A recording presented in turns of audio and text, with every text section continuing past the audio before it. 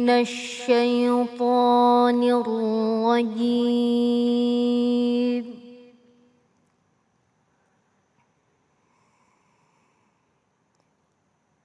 بسم الله الرحمن الرحيم.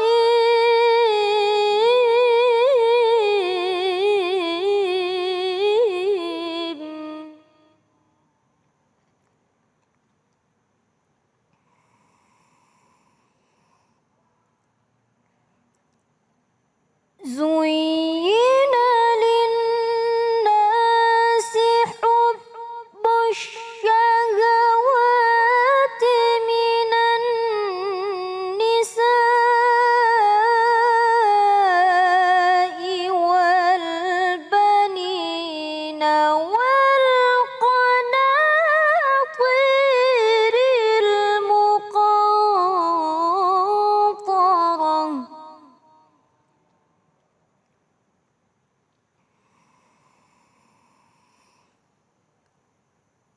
والقناطير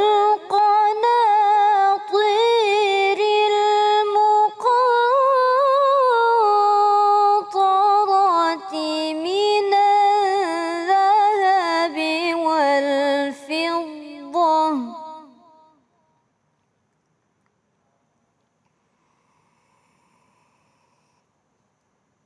من الذهب والفضة والخيل المسومة والأنعام والحرث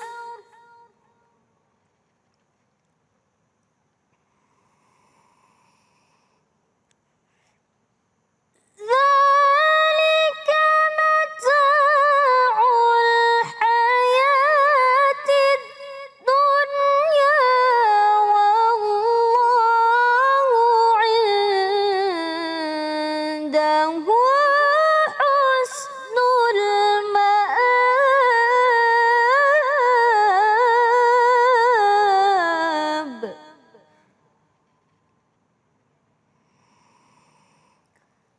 والله عنده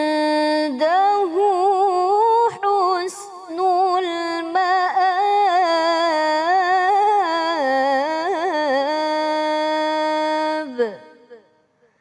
صدق الله العظيم.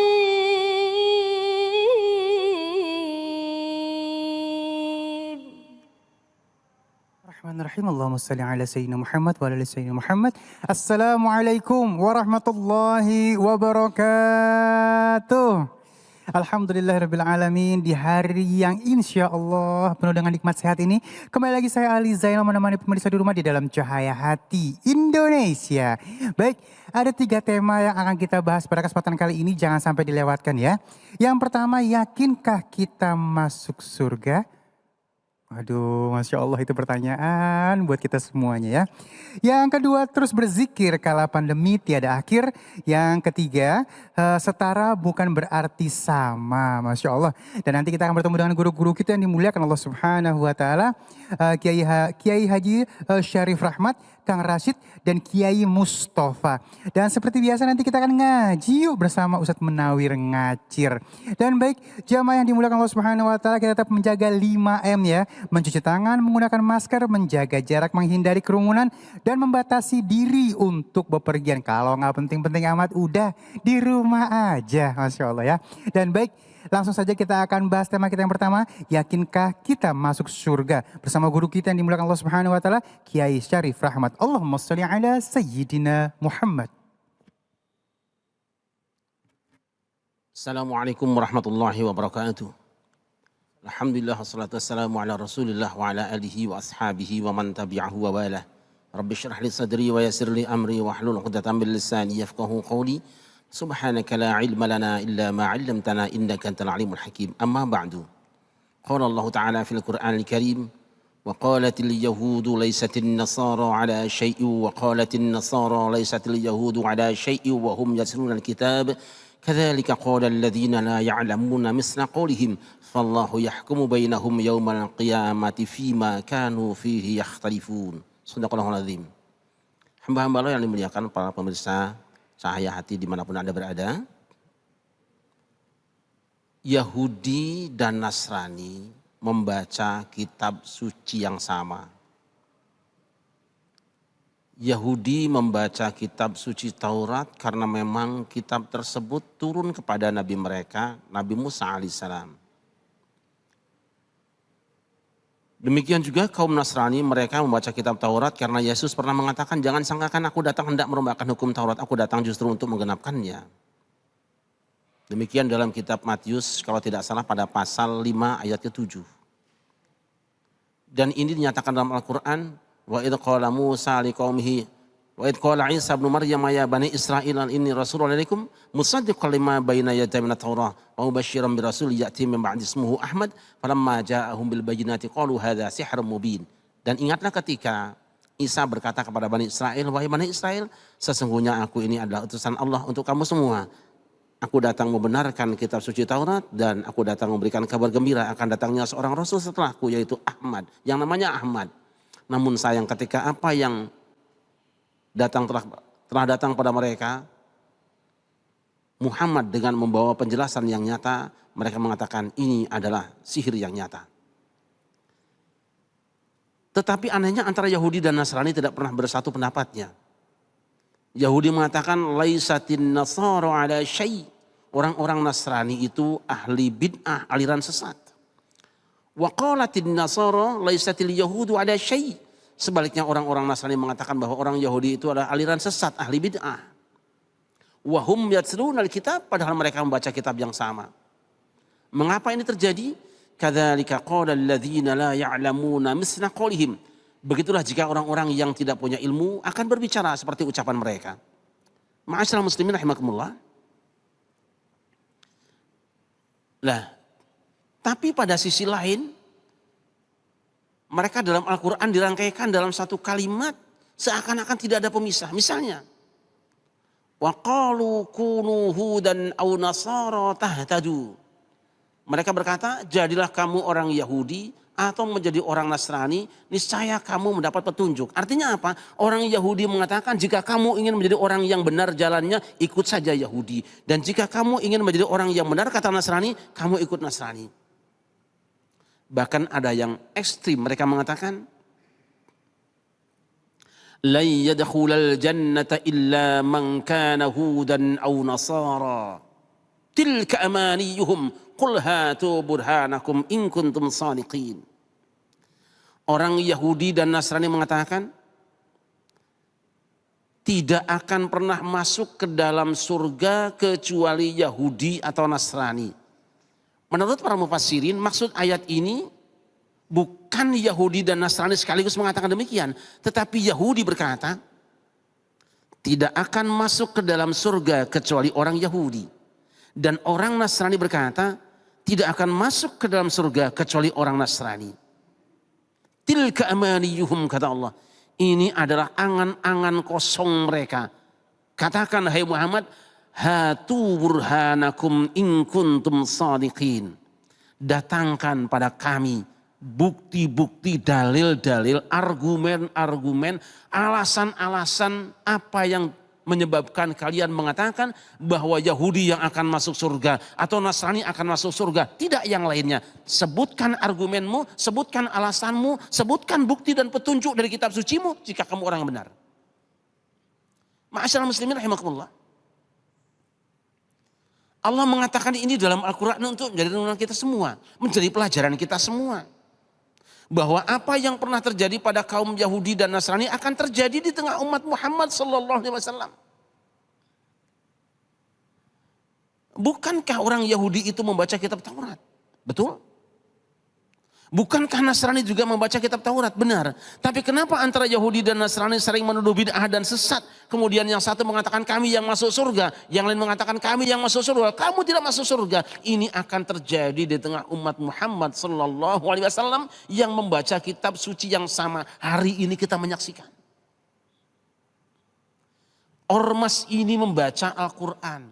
Ormas ini membaca Al-Quran, kelompok ini baca Quran, madhab ini baca Al-Quran. Semua seakan-akan mengatakan yang benar hanya ormasku, yang benar hanya madhabku. Jika itu diucapkan untuk dirinya lain masalah. Karena orang harus punya keyakinan bahwa apa yang diyakini dan diamalkannya akan mengantarkannya ke dalam surga. Tetapi bahayanya dua. Yang pertama, kelompok yang satu berkata pada yang lain, laisatid nasara ala syai'. Seolah-olah hari ini orang muslim berkata, kamu ormas itu ahli bid'ah, ormas ini aliran sesat, kami yang sunnah, kamu yang bid'ah. Dan yang kedua, kami masuk surga dan kamu calon-calon penghuni neraka. Kita tidak usah sebutkan mereka. Kita tidak usah mengatakan siapa saja mereka. Tapi jelas ayat Al-Quran mengisyaratkan ini. Apa yang pernah menjadi perilaku buruk Yahudi dan Nasrani. Mengatakan kelompoknya paling baik. Mengatakan kelompoknya yang masuk ke dalam surga. Sedangkan yang lainnya bid'ah dan pasti masuk neraka. Sudah hidup hari ini di tengah umat Muhammad. Pertanyaan kita. Mengapa itu terjadi? Kadzalika qala alladzina la ya'lamuna misla qaulihim. Keterlibatan orang-orang yang tidak punya ilmu bicara agama yang menyebabkan kalimat seperti ini muncul di tengah masyarakat. Mohon maaf, saya punya pakar tafsir kaliber dunia, Profesor Dr. Quraisy Shihab. Saya berguru dengan beliau 6 bulan full setiap pagi.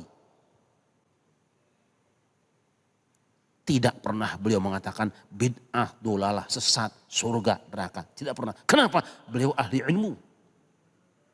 Saya punya tafsir ulumul Quran dan usul fiqh. Syed Agil Husain Al-Munawwar. Beberapa tahun saya belajar dengan beliau. Tidak pernah lisan beliau mengatakan ini kelompok sesat, bid'ah, neraka dan kami yang surga. Saya punya guru, Profesor Ki Haji Aliafi. Pakar fikih kaliber dunia. Tidak pernah lisan beliau mengeluarkan kata sesat, surga, kamu neraka. Tidak pernah. Kenapa? Mereka orang-orang ahli ilmu yang akan mengatakan, mengklaim calon penghuni surga dan mendorong orang lain dijadikan peserta masuk neraka adalah la ya'lamun, pasti orang-orang yang tidak punya ilmu. Hamba Allah yang dimuliakan.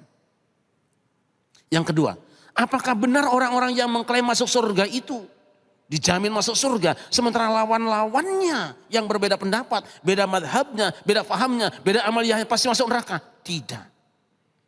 Tidak seenaknya orang masuk surga. Sebab apa? Masuk surga itu sudah ada catatan Allah. Allah mengatakan, la yudkhila ahadakum amaluhu al-jannata. Tidak ada seorang pun yang masuk ke dalam surga dimasukkan oleh amalnya. Tidak. Sehebat apapun amal seseorang itu tidak mengantarkannya ke dalam surga. Wala anta ya Rasulullah. Engkau juga tidak wahai Rasulullah. Aku pun tidak. Wala ana. Termasuk aku tidak akan masuk surga karena amal perbuatanku. Ibadahku tidak mengantarkan aku ke dalam surga. Kenapa? Illa ayyataghammadani Allah birahmatin minhu wa fadlin. Kecuali orang yang ditenggelamkan. Kecuali kalau Allah benamkan aku ke dalam rahmatnya dan anugerahnya. Aku masuk surga karena berkat rahmat Allah dan anugerah Allah. Bukan mengandalkan amalku. Kenapa? Berapa besar sih amalmu untuk membeli surga yang seluas langit dan bumi? Orang hari ini membeli tanah di Jakarta. 1 meter sudah ada yang 20 juta. Hanya 1 meter. Orang yang bekerja seharian gajinya paling 1 juta. Hanya untuk membeli setengah meter misalnya. Lalu berapa uang yang kau sedekahkan di jalan Allah? Berapa yang kau infakkan? Berapa tenaga yang kau keluarkan untuk baca Al-Quran? Untuk sholat, untuk zikir? Itu ditukar dengan seluas langit dan bumi? Tidak. Lantas dengan apa masuk surga? Illa ayyataghammadani Allah birahmatin minhu wa fadlin. Kecuali kalau Allah benamkan aku ke dalam rahmat dan anugerahnya. Yang memasukkan orang ke dalam surga bukan amalnya. Dan kehebatanmu, betapapun lurusnya akidahmu, engkau tidak boleh mengklaim diri calon penghuni surga. Mintalah kepada Allah supaya dia turunkan rahmat dan anugerahnya. Ma'asyiral muslimin rahimakumullah.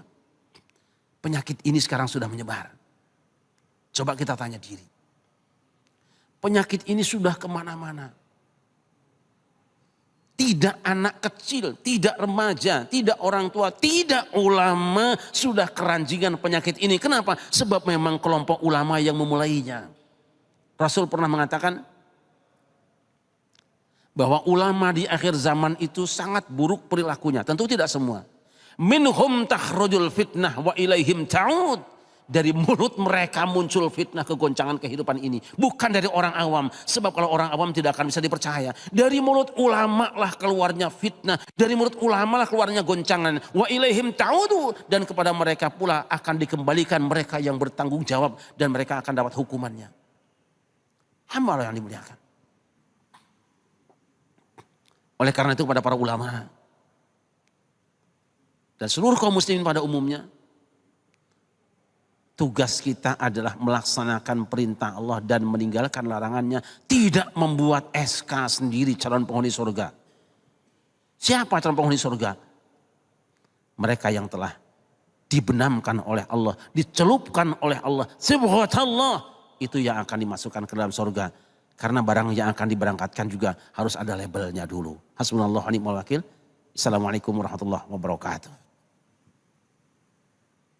Waalaikumsalam warahmatullahi wabarakatuh. Masya Allah guru, aku menyimak dari awal sampai akhir tadi. Memang banyak sekali orang-orang yang tiba-tiba mengklaim dirinya ahli surga dan mengklaim orang lain ahli neraka. Masya Allah luar biasa ya. Bahkan membid'ahkan orang lain. Nah guru, apakah kita boleh memilih guru seperti apa sih yang akhirnya akan menyelamatkan kita di akhir zaman ini? Jangan sampai. Bagaimana caranya kita memilih seorang guru untuk kita ikuti menjadi panutan kita? Milih guru itu sama seperti memilih tukang batu cincin. Milih guru itu sama seperti milih rumah makan. Ini batu cincin ini asalnya kan batu biasa yang berada di gunung. Kenapa bisa menjadi bagus? Karena yang mengerjakannya memang profesional. Teman saya pernah punya cincin bagus, minta diganti ikatannya. Bukan jadi bagus, malah pecah. Ketika saya tanya, kenapa kok bisa pecah? Maaf Pak, karena sebetulnya saya bukan tukang batu cincin, saya tukang servis motor. Ya Allah. Jadi siapa yang kita cari? Mereka yang memang belajar agama dari dulu. Tidak instan. Dan yang kedua, coba rasakan. Orang yang ucapannya membuat kamu semakin takut kepada Allah. Dan perilakunya mendorongmu untuk ikut beribadah pada Allah. Itu yang dicari. Tapi sekarang kalau cuma bicara, cuma iklan, saya kira kita semua bisa. Cari ulama ikhlas, bukan ulama iklan. Masya Allah, terima kasih guruku ilmunya. Tuh ya udah jelas banget, jangan sampai salah pilih guru. Nanti akhirnya salah juga membid'ah-bid'ahkan orang ya, Masya Allah ya. Dan baik, kita lanjutkan, kita akan masuk ke dalam tema kita yang selanjutnya. Terus berzikir kala pandemi tiada akhir bersama guru kita yang dimuliakan Allah Subhanahu Wa Taala, Kang Rashid. Jangan kemana-mana, tetap bersama kami di Cahaya Hati Indonesia.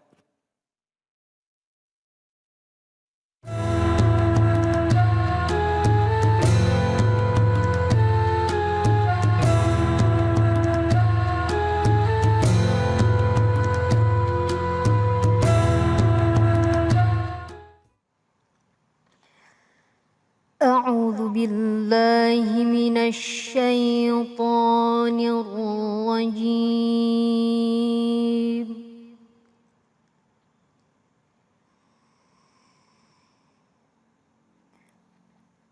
بسم الله الرحمن الرحيم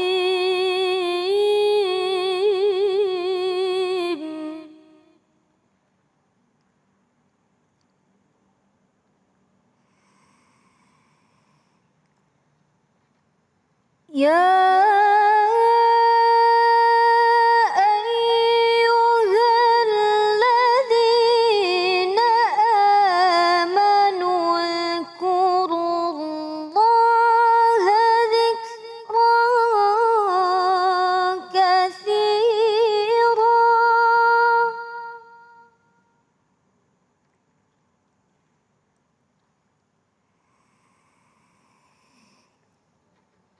وسبحوا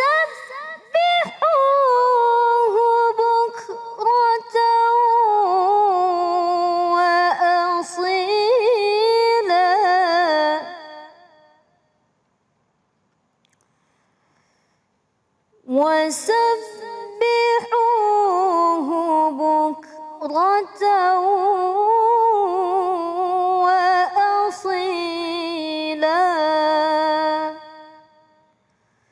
صدق الله العظيم.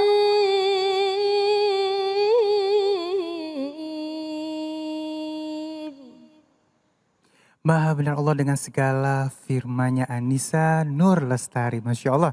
Kembali lagi di Cahaya Hati Indonesia. Dan kita masuk ke dalam tema kita yang kedua. Terus berzikir kala pandemi tiada akhir. Bersama guru kita yang dimuliakan Allah Subhanahu wa taala, Kang Rashid. Allahumma sholli ala Sayyidina Muhammad.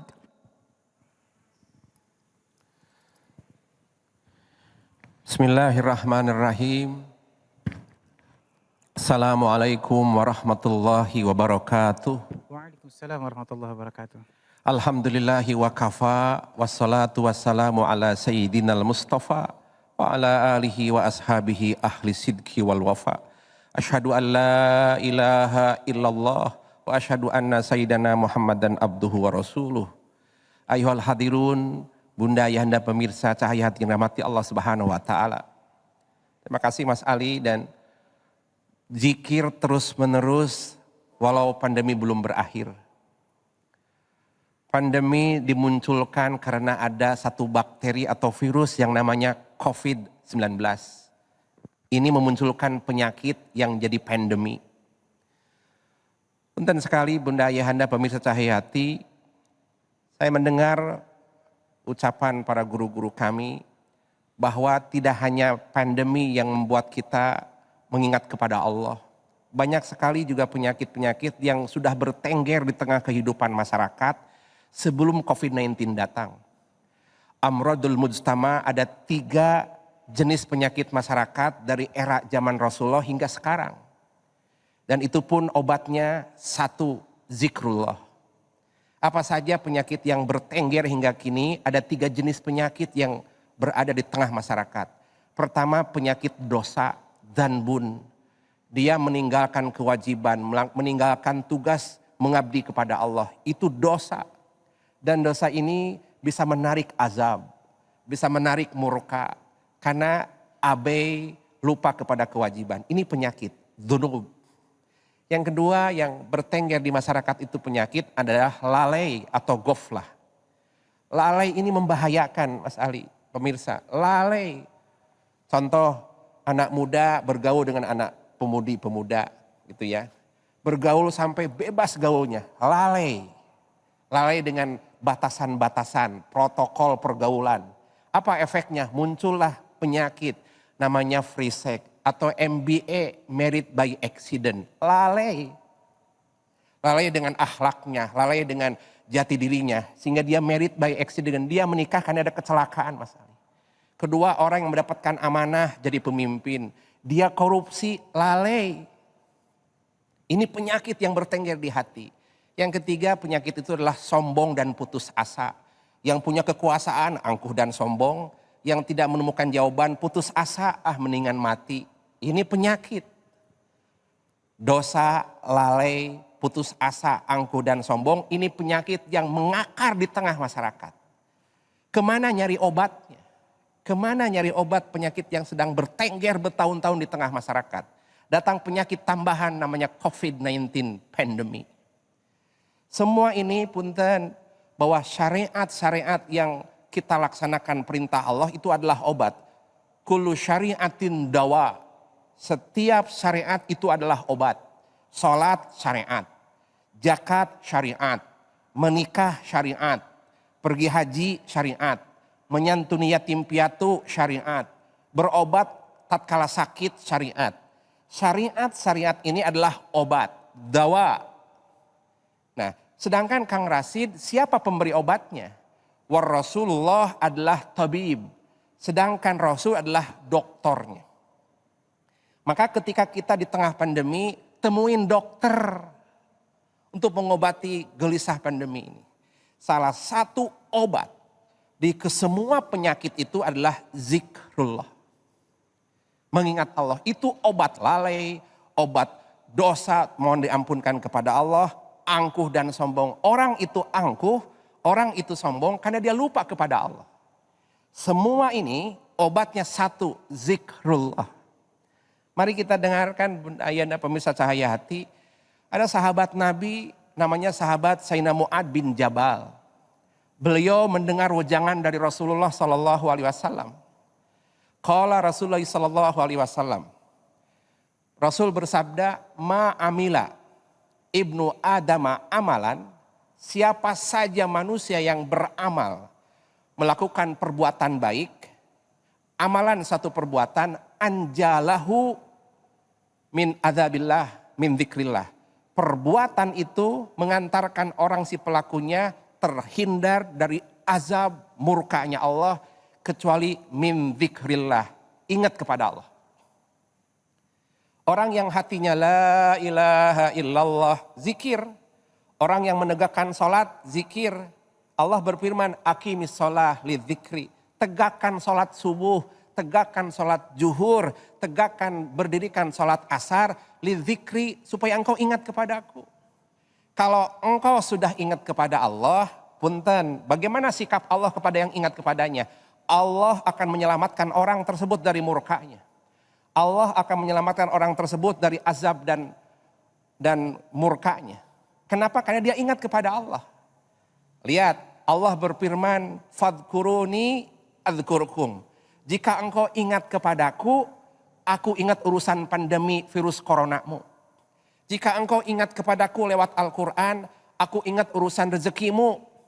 Jika engkau ingat kepadaku lewat sholat tahajud, aku ingat tentang masalah rumah tanggamu. Fadkuruni adzkurkum.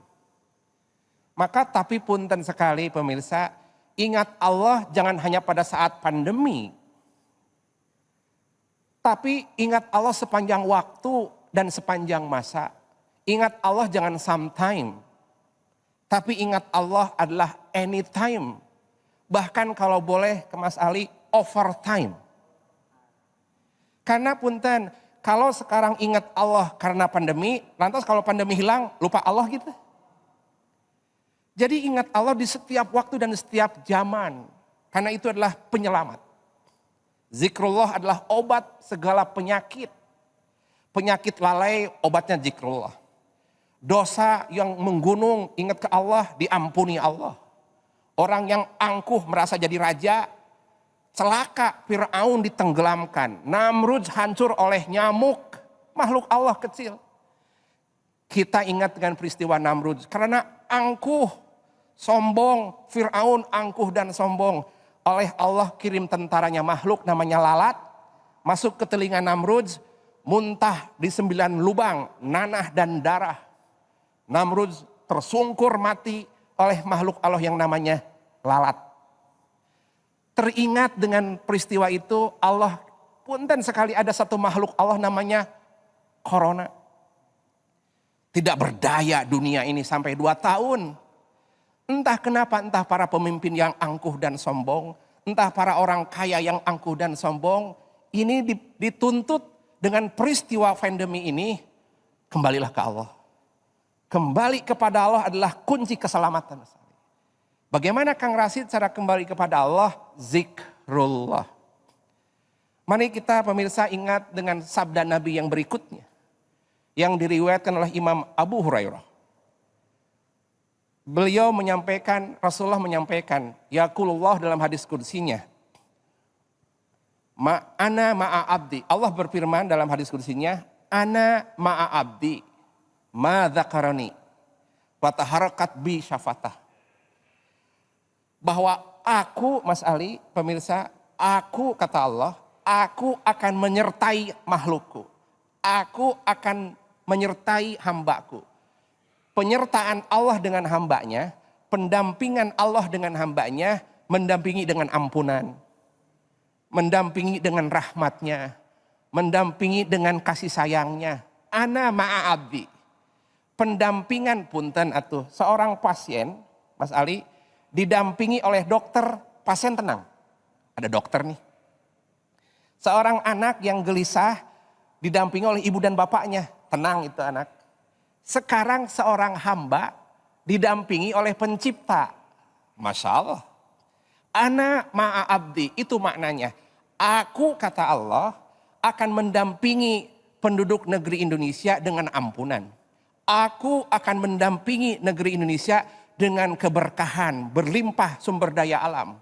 Aku akan mendampingi penduduk Indonesia dengan ampunan. Ana ma'abdi. Kang Rashid, kapan pendampingan itu? Kapan kita mendapatkan privilege pendampingan Allah kepada hambanya? Itu adalah madzakaroni. Tatkala hamba itu ingat kepadaku. Tatkala hamba itu menyebut-nyebut namaku. Tatkala hamba itu melaksanakan tugas dariku, kata Allah. Setelah melaksanakan tugas, wataharrokat bi safatah.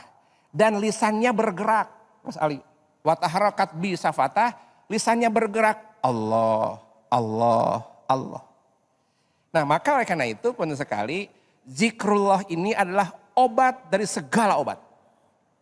Obat atau vaksin. Vaksin dari segala obat. Obat lalai zikrullah. Obat angkuh dan sombong zikrullah. Obat penuh dosa zikrullah. Tetapi punten zikrullah ini bukan hanya pada saat pandemi saja. Jadi zikrullah itu dimanapun berada, dalam kondisi apapun keadaan kita, harus ingat zikrullah. Sebab punten sekali, ingat kepada Allah itu satu kunci. Ya. Kang Rashid, bagaimana cara mengingat Allah? Nah, punten sekali bahwa Allah berinteraksi dengan hambanya, dengan hatinya. Ya. Bahwa kalau kita berinteraksi dengan manusia, saya dengan Mas Ali, berinteraksi dengan tatap muka atau dengan handphone atau telepon. Itu ya Mas Ali. Seperti kami dari Cahaya Hati berinteraksi dengan pemirsa dengan lewat pintu televisi di iNews ini. Ini adalah pintu untuk komunikasi di alam dunia ini. Pertanyaannya, lantas pintu komunikasi kita dengan Allah apa alatnya? Apa toolsnya? Dengan manusia handphone, dengan sesama lisan. Kalau dengan Allah, punten, alat komunikasimu dengan Allah supaya tidak disconnect adalah hatimu. Kenapa gitu hati? Inilah alat komunikasi dengan Allah. Maka ketika engkau sedang zikrullah, melihat kondisi pandemi, ingat hati kepada Allah. Melihat anak bayi yang cantik itu ada lesung pipit, boleh mata melihat bayi, tapi hati connect ke Allah. Maka rawat hatimu, karena itu adalah alat komunikasimu dengan Allah. Alat komunikasimu dengan Allah. Maka kalau hati ini kotor, tidak percaya kepada Allah, angkuh dan putus asa, hatimu disconnect, tidak sampai kepada Allah.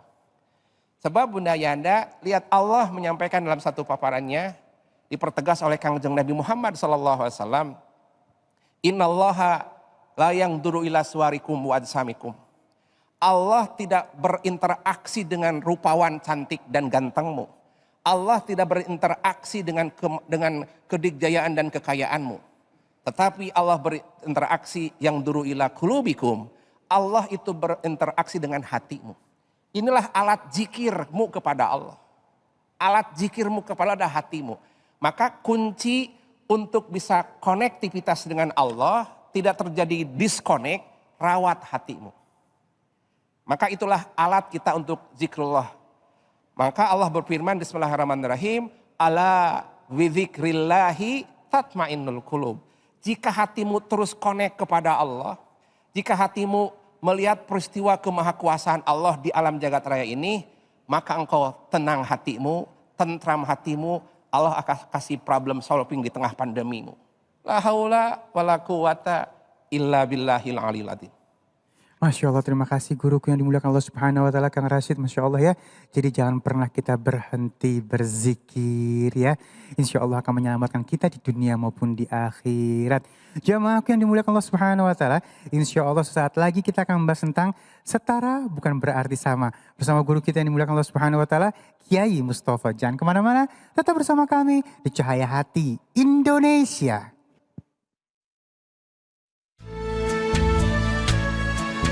Assalamualaikum warahmatullahi wabarakatuh. Jamaah Cahaya Hati Indonesia yang dirahmati Allah Subhanahu wa Ta'ala. Sebagai seorang muslim, tentunya kita telah diperintahkan untuk yakin bahwa segala sesuatu di dunia yang menjadi ciptaan Allah Subhanahu wa taala tak ada yang sia-sia. Meski mungkin saja fungsi dan manfaatnya belum tersingkap sama sekali, seperti nyamuk, hewan kecil yang menyimpan kebesaran Allah Subhanahu wa taala. Di balik bahaya penyakit yang disebarkan oleh nyamuk, ternyata Allah Subhanahu wa taala telah menciptakannya dengan desain yang luar biasa.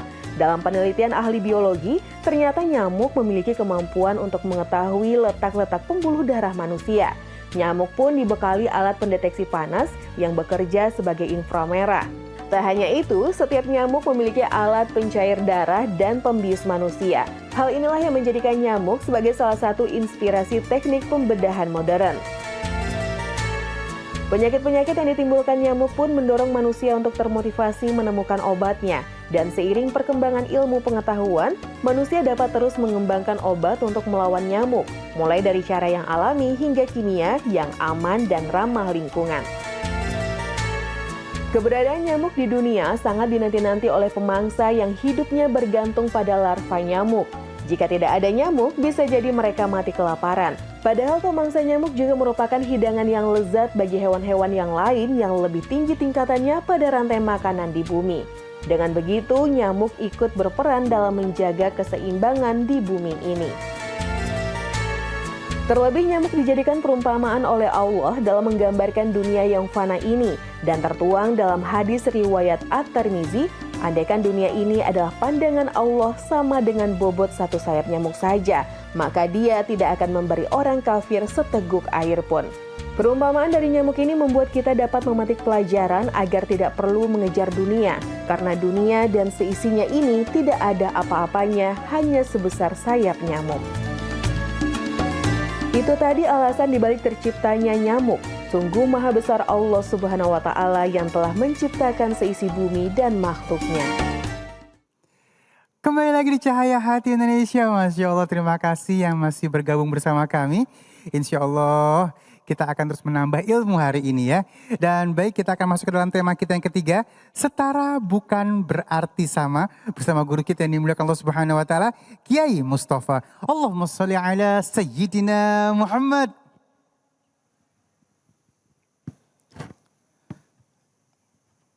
Assalamualaikum warahmatullahi wabarakatuh. Waalaikumsalam warahmatullahi wabarakatuh.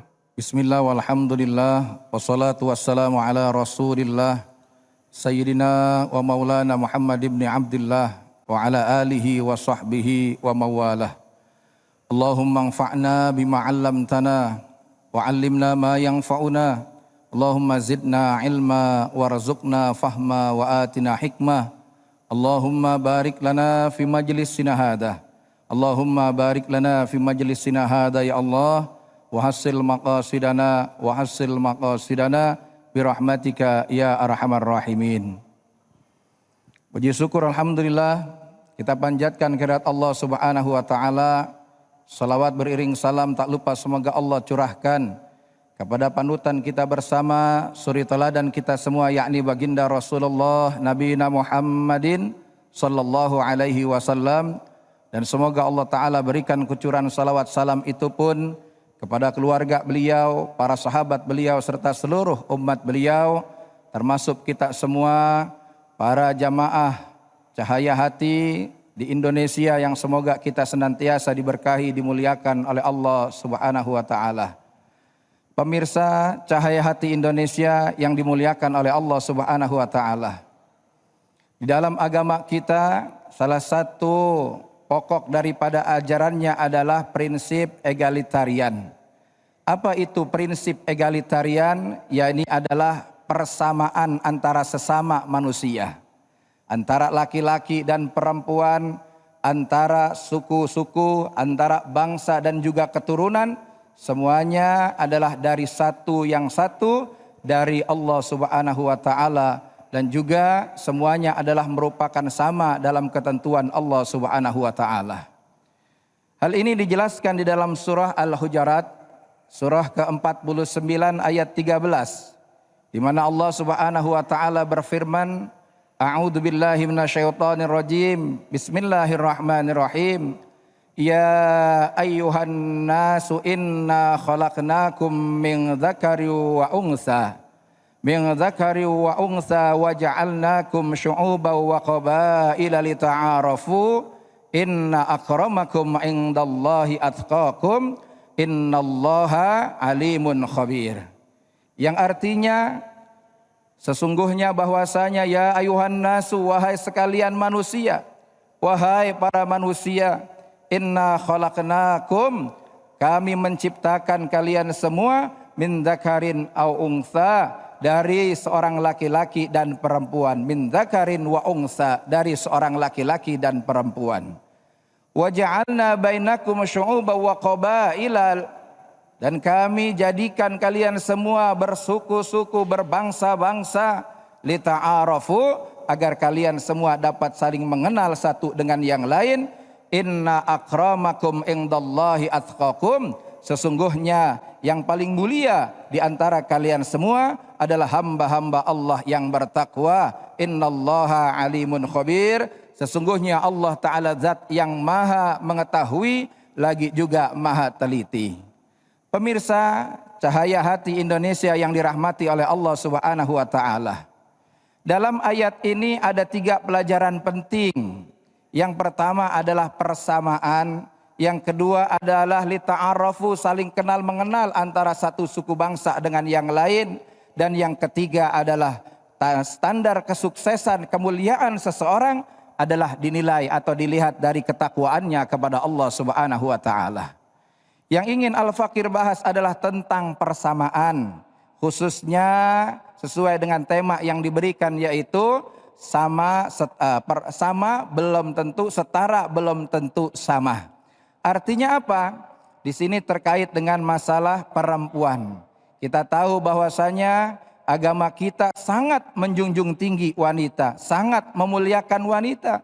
Nabi kita, panutan kita, suri teladan kita menjelaskan dalam salah satu sabda beliau bahwasanya istausu bin nisa'i khairan, aku wasiatkan kepada kalian semua untuk berbuat baik, berbuat bagus pada para kaum wanita. Laki-laki yang baik adalah yang memuliakan wanita. Laki-laki yang baik adalah yang menghormati wanita. Dan Allah Ta'ala serta Rasulnya memberikan kemuliaan pada kaum wanita, pada kita semua umat Islam khususnya. Pemirsa Cahaya Hati Indonesia yang dirahmati oleh Allah Subhanahu wa Ta'ala, kemuliaan yang lain yang diberikan di dalam agama kita kepada kaum wanita adalah salah satunya ketika ada seorang bertanya kepada orang tuanya, kepada baginda Rasulullah Muhammad SAW, ya Rasulullah, siapa yang lebih aku hormati? Maka dijawab ummuka, ummuka, ummuka 3 kali, ibumu, ibumu, ibumu, baru abuka. Ini menunjukkan bahwasanya agama kita memuliakan kaum wanita. Bahkan juga Nabi jelaskan surga berada di bawah telapak kaki ibu. Ini pun menunjukkan keagungan, kemuliaan yang diberikan oleh Allah Ta'ala dan Rasulnya kepada kaum perempuan atau kaum wanita. Hanya saja perlu diketahui, kemuliaan yang Allah Ta'ala berikan jangan kebablasan, jangan disalah artikan yang keliru. Artinya kesetaraan, kesamaan antara laki-laki dan perempuan, ini ada batasan-batasan syariat, ada ketentuan-ketentuan syariat. Batasan ini bukan berarti merendahkan kaum wanita. Batasan ini bukan berarti membedakan kaum wanita, tapi ini adalah untuk menyelamatkan kaum wanita dari hal-hal yang sifatnya kebinasaan baik di dunia maupun di akhirat. Contohnya, para pemirsa Cahaya Hati Indonesia yang saya hormati dan semoga dimuliakan oleh Allah Subhanahu wa Ta'ala, kita lihat bahwasanya seorang laki-laki dan seorang perempuan ketika mendapat warisan dapat sama-sama diberikan bagian dari warisan tersebut. Laki-laki 1, perempuan setengah. Secara zahir mungkin, oh ini tidak adil, laki-laki 1 tapi perempuan setengah. Tapi kalau kita melihat dari tanggung jawab, ternyata laki-laki punya kewajiban memberi nafkah, sedangkan perempuan tidak. Dan kalau digabungkan bahkan menjadi banyak, yakni 1 setengah bagiannya. Artinya perempuan dapat setengah, tidak punya kewajiban memberi nafkah. Begitu juga di dalam agama kita misalnya ada orang punya sama-sama siapa yang beriman, siapa yang punya iman beramal soleh kepada Allah Subhanahu wa taala, maka dia sama-sama akan yadkhulunal jannah, akan masuk surga, akan diberikan rizki di dalam surganya Allah Subhanahu wa taala tanpa hisab. Ini adalah kesetaraan yang diberikan di dalam agama kita kepada kaum laki-laki dan juga kaum perempuan. Pemirsa Cahaya Hati Indonesia yang dirahmati oleh Allah Subhanahu wa taala. Laki-laki bekerja, perempuan juga boleh bekerja, tapi dengan catatan yaitu ada 3 syarat. Yakni yang pertama dapat izin dari mahramnya, yang kedua dalam bekerja tidak melanggar syariat, dan juga tidak meninggalkan kewajibannya sebagai seorang wanita atau seorang perempuan. Jadi kesetaraan itu diberikan di dalam agama kita, baik laki-laki maupun perempuan, tapi semuanya ada batasan. Setara bukan berarti sama. Pemirsa Cahaya Hati Indonesia yang dirahmati oleh Allah Subhanahu wa taala. Oleh karenanya mari para ibu-ibu, para jamaah perempuan maupun para jamaah laki-laki, hadirin hadirat semua, kita berlomba-lomba. Kita sama-sama berlomba-lomba mencari ridha Allah, mencari keberkahan dari Allah. Apapun profesinya, kita tetap berusaha untuk menjadi hamba Allah yang terbaik. Siapa hamba Allah yang terbaik di antara semuanya? Walaupun beda suku bangsanya, walaupun beda daripada keturunannya, tapi kemuliaan itu dilihat dari ketakwaannya kepada Allah Subhanahu wa ta'ala. Inna akramakum indallahi atqakum. Sesungguhnya yang paling mulia di sisi Allah adalah hamba-hamba Allah yang bertakwa. Kita berusaha menjadi hamba Allah yang bertakwa. Kita berusaha meningkatkan kualitas diri kita.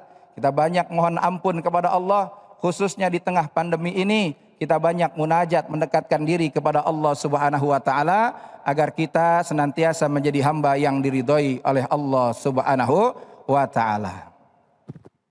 Masya Allah, terima kasih guruku yang dimuliakan Allah Subhanahu wa ta'ala, Kiai Mustafa. Dan baik, memang kadang-kadang salah paham terjadi. Wah ini nggak adil nih antara perempuan dengan laki-laki. Tapi sesungguhnya di Islam sudah memuliakan wanita dengan cara seperti itu ya Kiai ya? Iya betul. Dengan aturan seperti itu sesungguhnya memuliakan wanita ya, jadi dipandang. Betul, jadi aturan yang ada itu justru bukan ingin memisahkan derajat wanita, tapi untuk menjaga kehormatan wanita. Masya Allah, tuh ya harus digarisbawahin ya. Jadi jangan salah sangka. Baik, terima kasih Kiai ilmunya.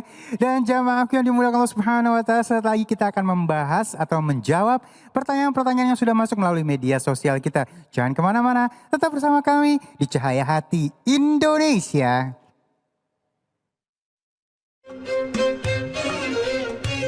Assalamualaikum warahmatullahi wabarakatuh, pemirsa Cahaya Hati Indonesia. Dalam perjalanan hidup Rasulullah SAW banyak pelajaran yang bisa kita ambil sebagai suri tauladan ataupun pengingat kita agar tidak melanggar perintah Allah Subhanahu wa taala. Seperti kisah dari Abu Lahab yang diabadikan pula dalam Al-Qur'an surat Al-Lahab. Abu Lahab sendiri merupakan paman Rasulullah SAW, namun dirinya merupakan orang yang paling membenci ajaran Islam yang dibawa oleh Nabi Muhammad SAW. Saking bencinya, Abu Lahab beberapa kali merencanakan pembunuhan terhadap Rasul. Meski demikian, Abu Lahab mendapat keringanan dari Allah Subhanahu wa taala karena ia pernah bergembira serta senang sewaktu mendengar kelahiran Nabi Muhammad SAW. Abu Lahab langsung memerdekakan hamba sahayanya yang bernama Suwaibatul Aslamiyah. Kisah itu pun termaktub dalam hadis sahih Bukhari Muslim. Keringanan siksa Abu Lahab pun digambarkan dalam kitab Bidayah wa Nihayah yang ditulis oleh Ibnu Katsir, di mana salah satu sahabat Rasulullah SAW yakni Abbas bin Abdul Muthalib yang bermimpi berjumpa dengan Abu Lahab yang telah wafat. Dalam mimpinya itu Abu Lahab menjelaskan bahwa dirinya terus-menerus disiksa dalam kuburnya. Namun setiap hari Senin siksanya diringankan karena rasa gembiranya atas kelahiran sang Nabi dan juga amalnya yang pernah memerdekakan hamba sahaya. Hikmah di balik pembelajaran kisah ini adalah kita sebagai umat Nabi Muhammad SAW sudah sepatutnya merasa bergembira atas kehadirannya sebagai utusan dari Allah Subhanahu wa Ta'ala yang memiliki akhlak sempurna dan sebaik-baiknya utusan agar kelak kita dapat mendapatkan syafaatnya di akhirat. Man ahabbani kana ma'afil jannah. Artinya, barang siapa yang cinta kepadaku Muhammad, maka dia akan bersamaku di surga. Salah satu wujud dari kecintaan terhadap Rasulullah SAW pun bisa kita wujudkan dengan senantiasa membaca salawat kepada Nabi dan tentunya selalu meneladani akhlaknya serta mengikuti sunnah Rasulullah SAW. Wallahu alam bisawab.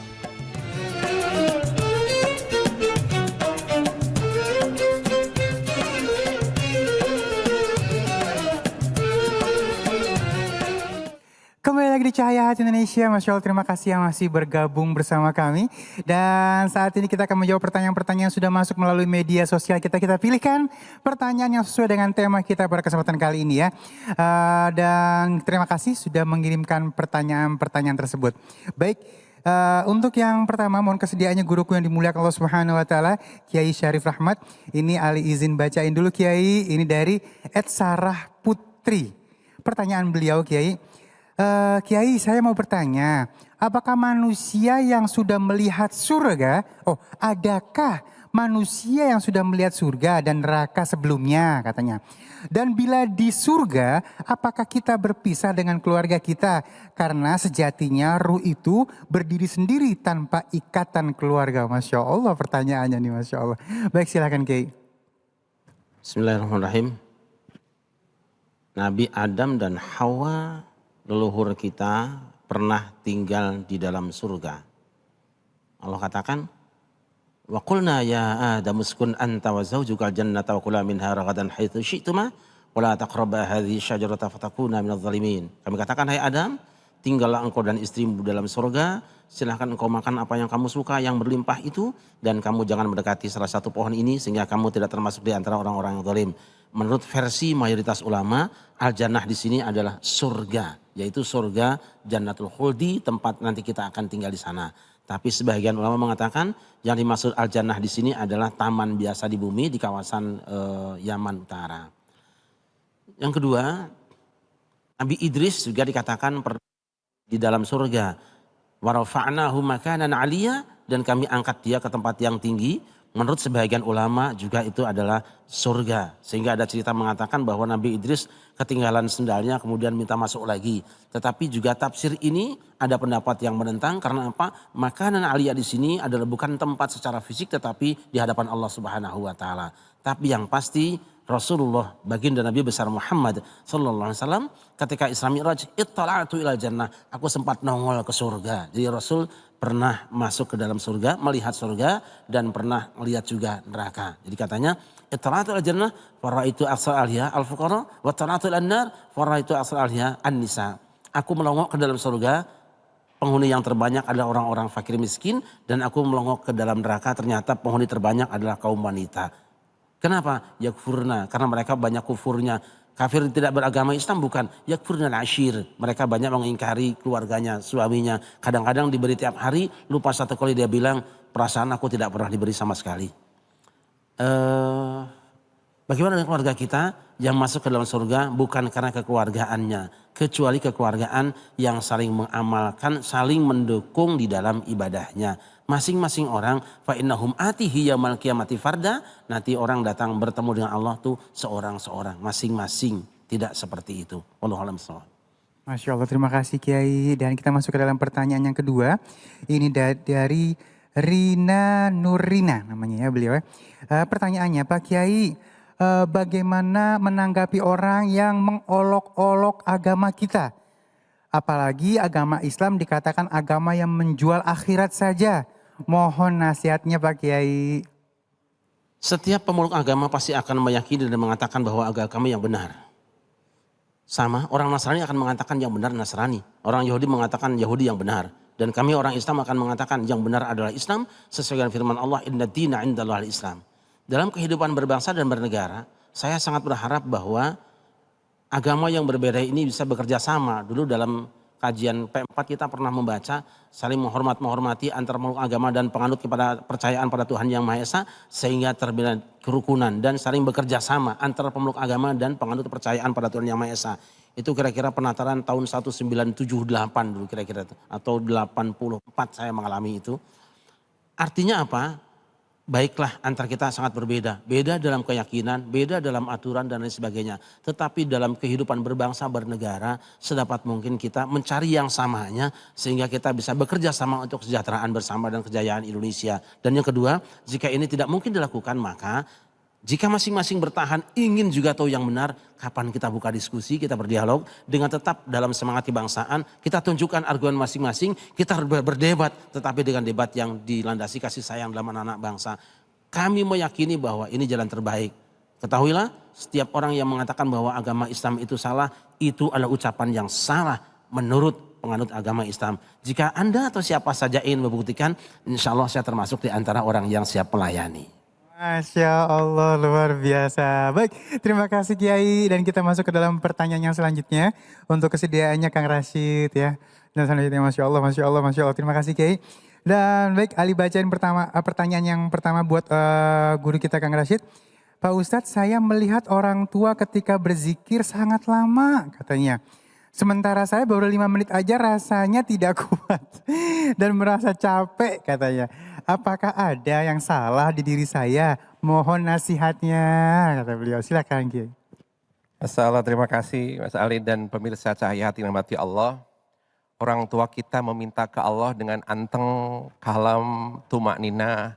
Karena beliau asyik, karena dia meminta kepada yang maha pemberi.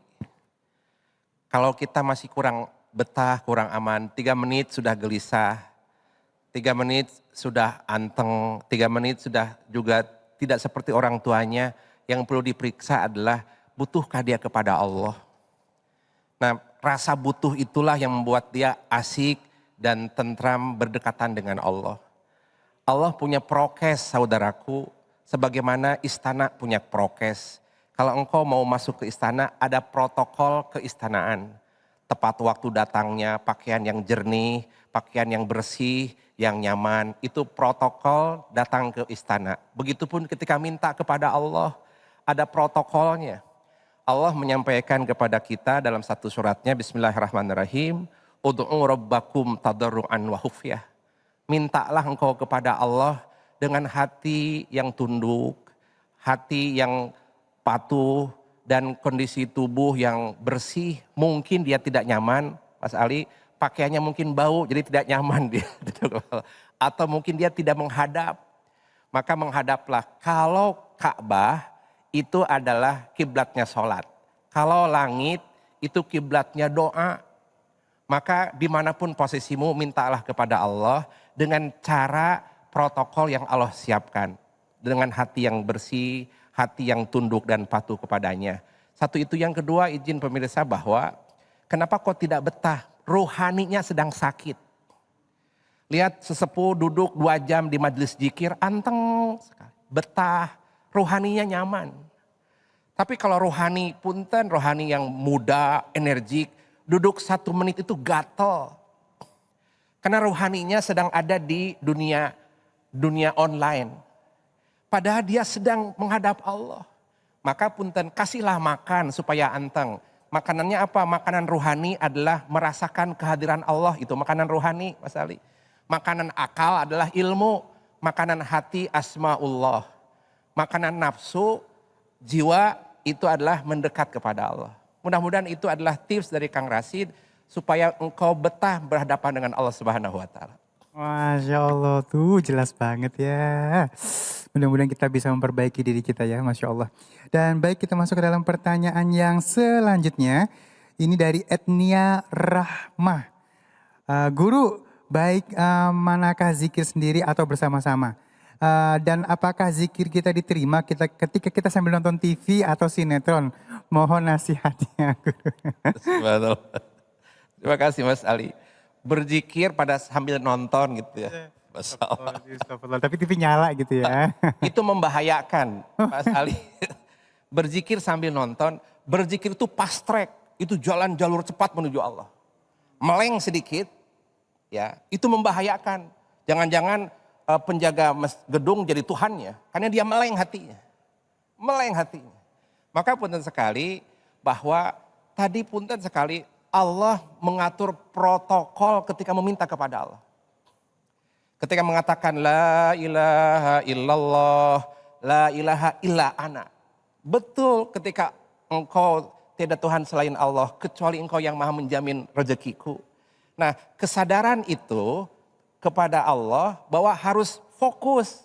Kalau nyambi membahayakan, contoh membawa kendaraan mobil, lihat spion terus, itu mencelakakan.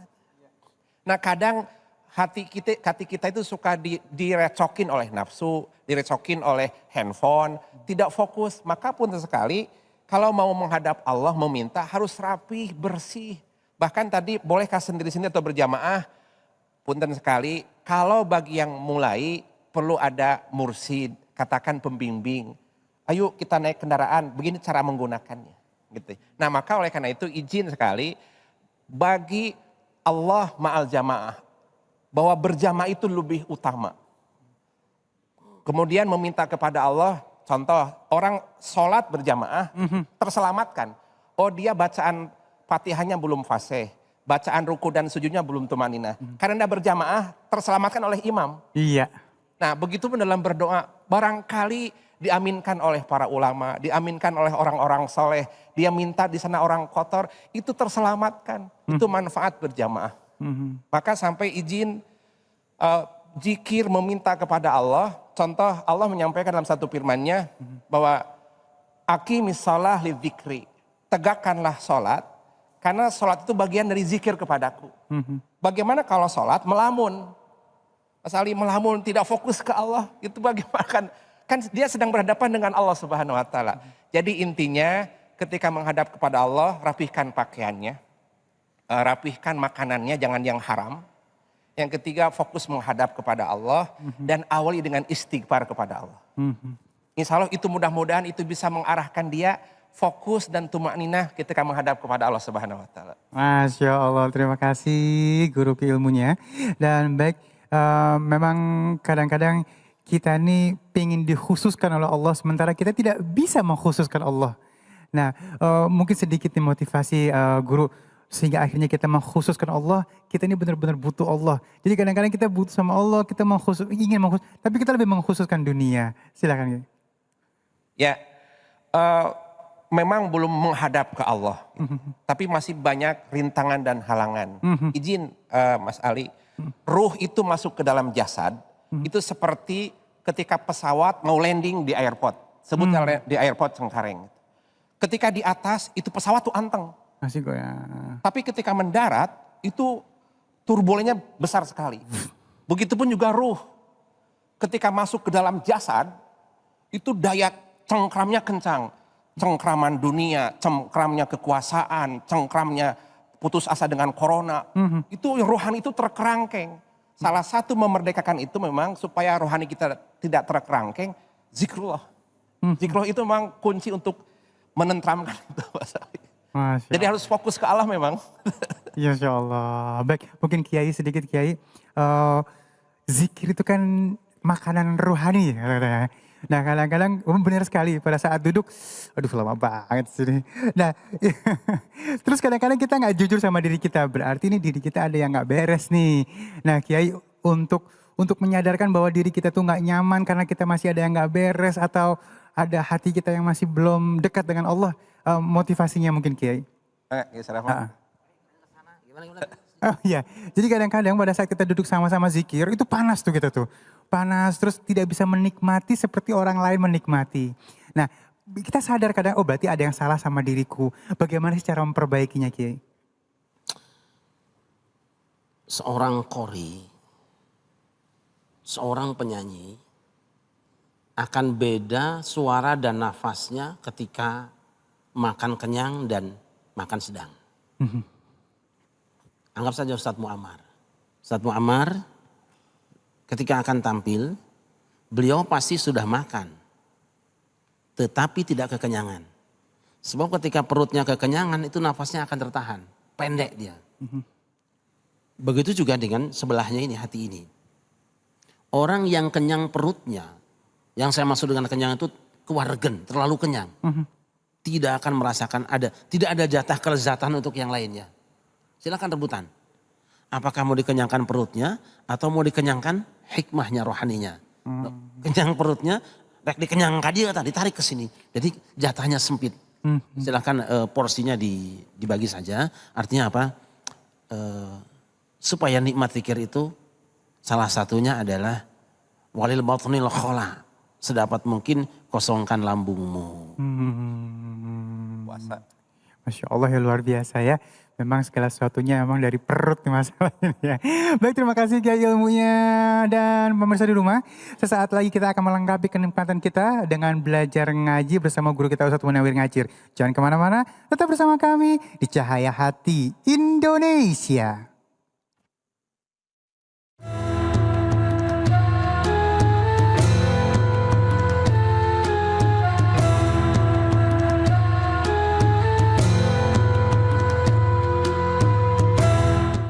Kembali lagi di Cahaya Hati Indonesia dan kita masuk ke dalam segmen khusus nih. Segmen yang pemirsa di rumah paling sukai. Yuk sama-sama kita kembali belajar Al-Quran. Yuk ngaji yuk. Ayo.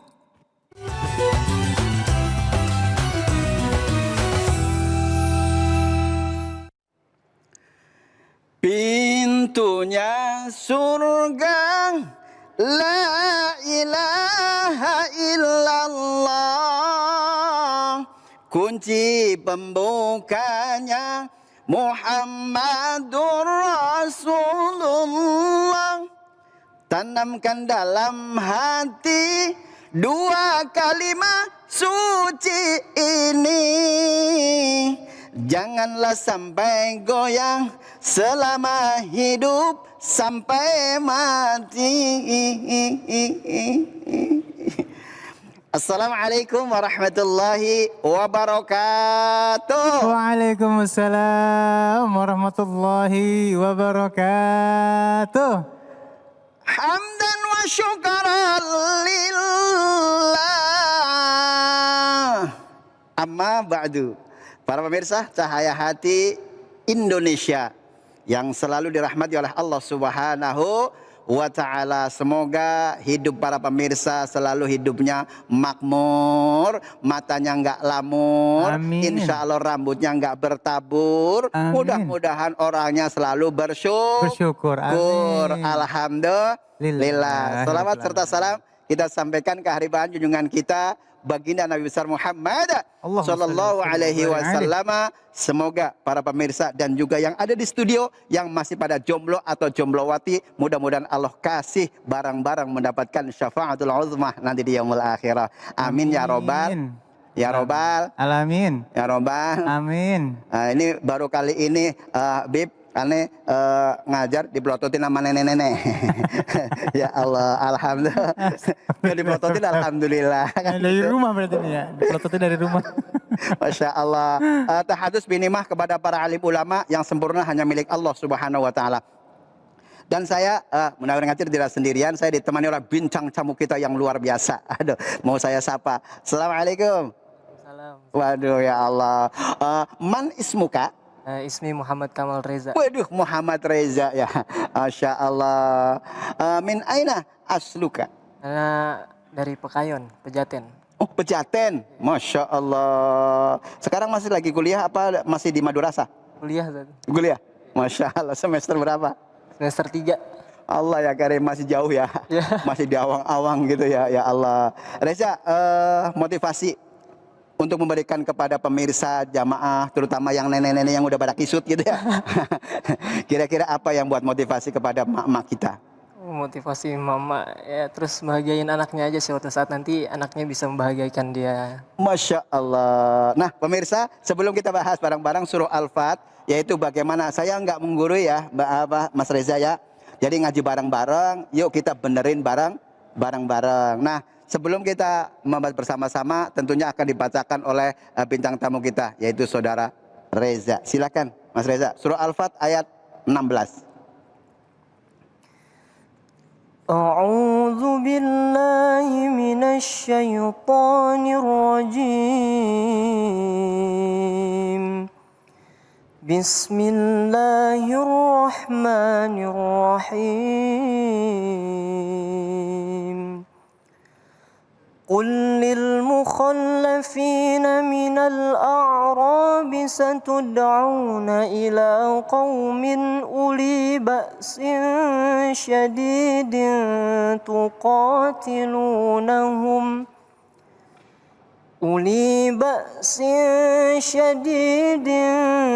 تقاتلونهم أو يسلمون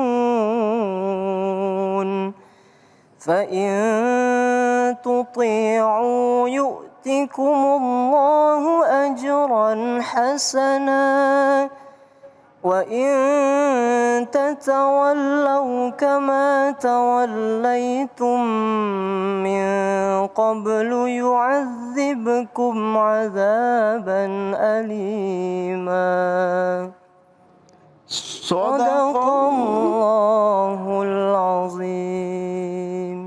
Masya Allah, al-malu wal banun zina. Harta dan anak adalah perhiasan. Salah satunya kalau punya anak kayak seperti Reza, Masya Allah luar biasa. Bacanya ya Allah, dengerin. Bisa-bisa ntar kalau yang di pemirsa yang di luar buru-buru minta jadi mantu. Alhamdulillah. Nah, sudah sempurna ya. Mudah-mudahan dan juga memang beliau qori juga ya. Ya Allah subhanallah, makanya harus dikelutin itu Al-Quran. Dengan Al-Quran kita hidupnya pasti dapat hidayah. Pasti itu, ya kan? Allah janji nggak bakalan meleset. Innaka la tukhliful mi'ad. Janji Allah nggak bakalan meleset. Beda janjinya Reza sama saya gitu kan. Kadang-kadang entar nembak mulu, entar begitu ya. Masya Allah. Nah pemirsa, yuk tadi nadanya yang dibaca oleh Adinda Reza ini nadanya mama. Kayak seperti itu ya. A'udzu billahi minasyaitonir rajim. Masya Allah. Nah pemirsa, yuk dengan pemirsa bareng-bareng biar sama nadanya dengan Reza pemirsa. Ya, walaupun terbata-bata, insya Allah pahalanya jadi 2. Ya, kalau yang lancar pahalanya cuma 1, ya kan? Masya Allah. Nah, pemirsa, yuk kita baca yang sering saya sampaikan, yaitu nadanya yang biasa, yang mak gitu ya. Mama. 1, 2, 3. Mama. Masya Allah. Nih Reza baru ngeliat. Coba Reza. Mama. 1, 2, 3. Mama. Enak ya? Masya Allah. Ini jadi nambah. Nadanya jadi nambah ya. A'udzu billahi minasyaitonir rajim. 1, 2, 3. A'udzu billahi minasyaitonir rajim. Masya Allah, ini Habib langsung jadi orang tiap Sabtu dan Minggu ya Allah. Coba si Reza. 1, 2, 3. A'udzu billahi minasyaitonir rajim. Masya Allah pemirsa, ketika mengucapkan huruf shinnya yaitu tafasyi ya, harus membuyar gitu kan. Syaitan. Nah seperti itu ya. Oke, yang berikutnya Bismillahirrahmanirrahim. 1, 2, 3. Bismillahirrahmanirrahim. Oke. Nah coba Reza, ntar ini Habib dulu. Bismillahnya ya. Wahid, isnen, salasa. Bismillahirrahmanirrahim. Masya Allah. Makhratul hurufnya, huruf halqinya yaitu Nah pemirsa, yuk sekarang masuk ke yaitu surah Al-Fat ayat 16. قل للمخلفين من الأعراب ستدعون إلى قوم أولي بأس syadid. 1, 2, 3. Qul. Bareng pemirsa, ya Allah. Coba ayo dengan nada ikut bareng saya, Kang Reza ya. 1, 2, 3. قل للمخلفين من الأعراب ستدعون إلى قوم أولي بأس شديد. Masya Allah. Nah pemirsa, nih Kang Reza, di situ lafal uli, u-nya tidak boleh dibaca panjang pemirsa, karena salah satunya alasannya itu adalah tulang, ini ya, tulang tubuhnya, yaitu lafal uli di sini. Nah, ini tidak boleh dibaca panjang. Alasannya apa? Karena apa? Wawu ini adalah ibarat kepala. Kalau manusia nggak ada kepalanya dianggap manusia bukan, Bang Reza? Bukan kan? Gitu. Nah makanya ini kalau nggak ada wawunya malah tidak tidak termasuk orang yang mempunyai uli di sini baksin, tidak mempunyai apa-apa, seperti itu ya. Nah di sini lafal u-nya uli, nah ini tidak boleh dibaca panjang. Nah uli baksin syadid. Coba pemirsa bareng-bareng yuk. 1, 2, 3. Uli baksin, uli baksin syadid. Kang Reza dan juga Habib Ali silakan bareng baca-baca, hanya cuman uli baksin syadid. Ayo 1, 2, 3. Uli baksin syadid. Dicoba Kang Reza 1, 2, 3. Uli ba'sin syadid. Masya Allah pemirsa. Nih kalau punya anak perhiasan dunia dan juga jadi hiasan menjadikan zuriyah yang cakep ya seperti ini. Wa yu'allimul kitab, ajarkan Al-Qur'an. Terus kemudian nah di sini lafal, kenapa di sini bisa wakof? Di sini boleh wakof ibtidanya di sini ya. Wakof yang pertama kali berhenti yaitu di lafal syadid. Padahal pemirsa, ini kalau dilanjutkan menjadi mad asli, ketika diwakafkan menjadi mad arid lis sukun. Tiba-tiba syadid, begitu ya? Itu jadi mad arid lis sukun. Ini menjadikan wakaf ibtidanya di sini, ya. Pertama berhenti. Kalau Kang Reza satu ayat bisa selesai. Karena apa? Napasnya masih panjang, ya kan? Coba kalau sudah kisut, yang bacanya cuma terbata-bata, udah bacanya ngucapnya susah ya, udah bisa, nah begitu, gitu, masya Allah. Kemudian di sini ada tuqatilu, lu-nya dibaca panjang, nahum, nah di sini dibaca idhar. Nah kemudian yuslimun, waqaf jaiz. Di sini berhenti, lebih bagus berhenti daripada lanjut. Kemudian fa in tuti'u, coba bersama-sama dengan pemirsa Kang Reza dan juga Habib Ali. Fa in tuti'u saja. 1, 2, 3. Fa in tuti'u. Coba sekarang Kang Reza. 1, 2, 3. Fa in tuti'u. Coba Habib. Fa in tuti'u.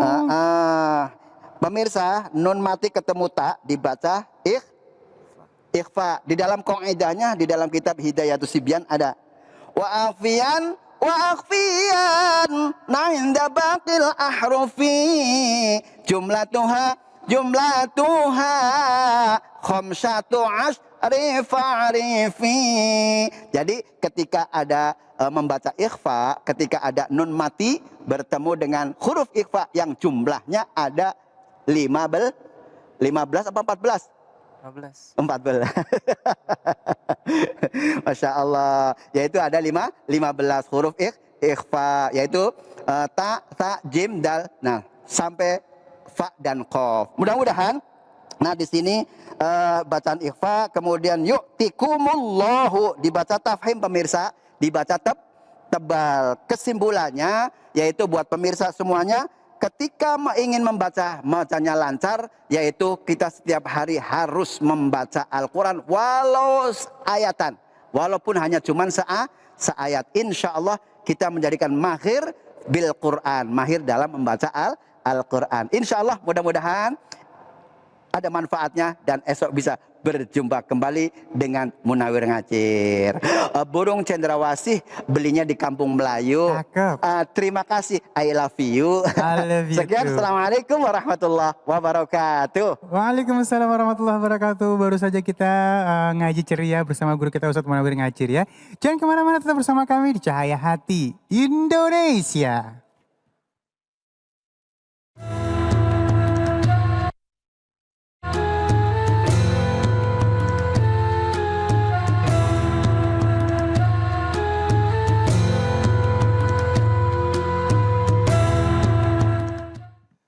Pemirsa Cahaya Hati Indonesia dimanapun berada, konsep dalam Islam tentang prinsip egalitarian merupakan salah satu hal yang harus kita yakini bahwasanya agama kita mengajarkan prinsip kesamaan baik antara laki-laki, perempuan, suku bangsa atau yang lainnya.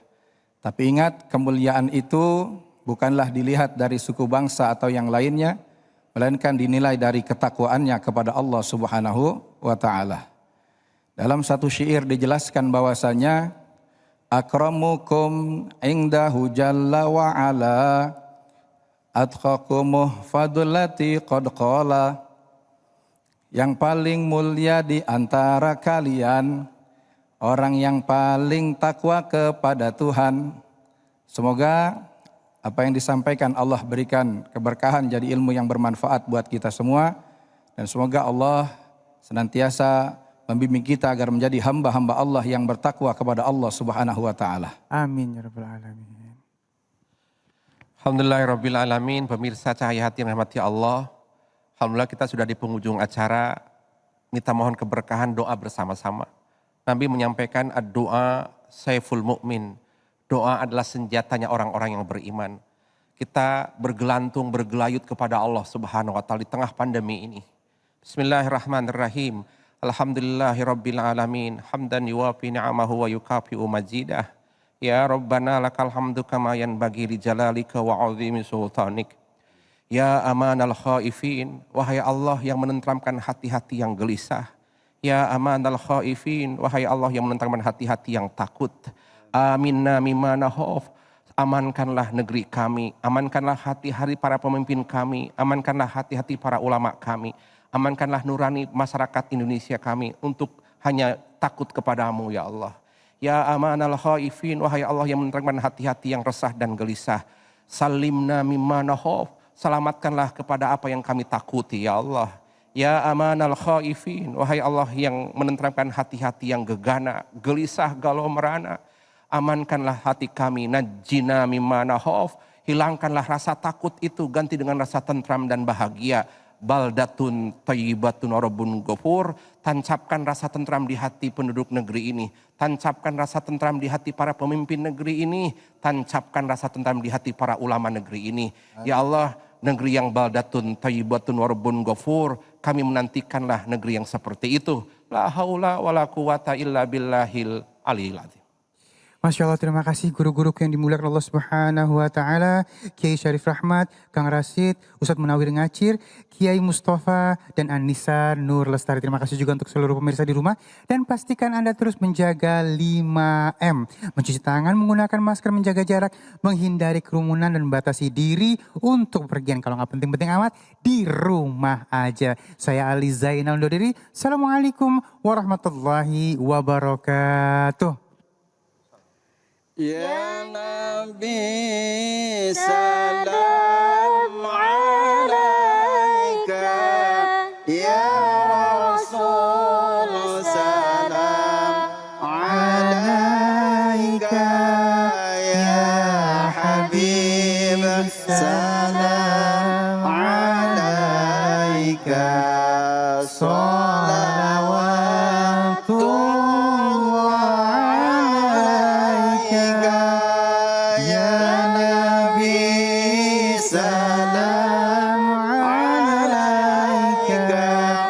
Ya Rasul salam alaika, Ya Habib salam alaika, salam